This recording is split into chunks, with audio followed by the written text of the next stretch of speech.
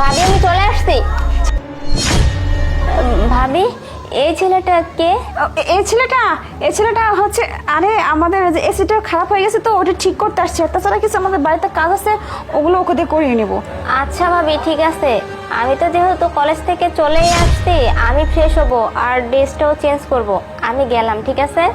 তুই কি বলতেছিস? তুই এই রুমে আসবি মানে? এই রুমে তো এখন কাজ চলতেছে, তোর ডিস্টার্ব হবে। আর তাছাড়া সামনে তো পরীক্ষা, পড়াশোনা করতে হবে। তুই এক কাজ কর, তুই পাশের রুমে যা, গিয়ে ফ্রেশ হ আর ওখানে গিয়ে পড়াশোনা কর, যা।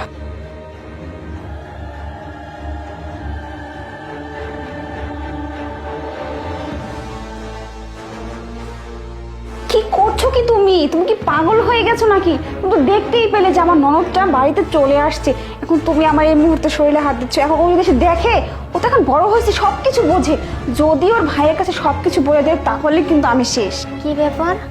ভাবি তো দেখলাম দরজাটা আটকে দিল। আল্লাহ। কি ব্যাপার?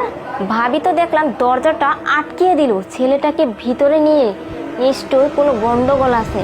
আর আমি জিজ্ঞাসা করলাম ভাবিকে, বলল যে এসি ঠিক করতে আসছে, আরো জিনিসপত্র ঠিক করতে আসছে। না, এইখানে কোনো গন্ডগোল আছে।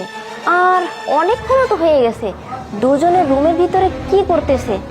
যাই হোক, এখন আর বেশি ভাবার চিন্তা নেই। আমি না এক কাজ করি, ভাইয়াকে একটা ফোন দিই।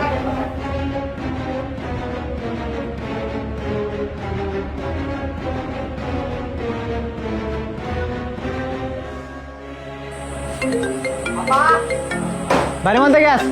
লিমা ফোন দিল। হ্যাঁ লিমা, হ্যাঁ বল। কি? তোর ভাবি আমার বাসায় আর একটা বয়ফ্রেন্ড নিয়ে ওইখানে সময় কাটাচ্ছে? আচ্ছা ঠিক আছে, তুই রাখ, আমি আসতেছি।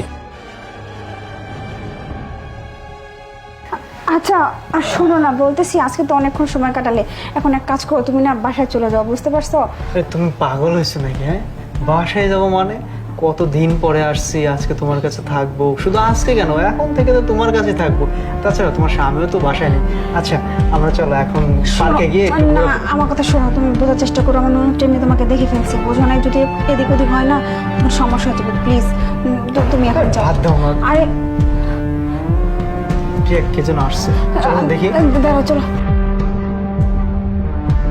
লিমা, ভাইয়া তুমি চলে আসছো, খুব ভালো হয়েছে।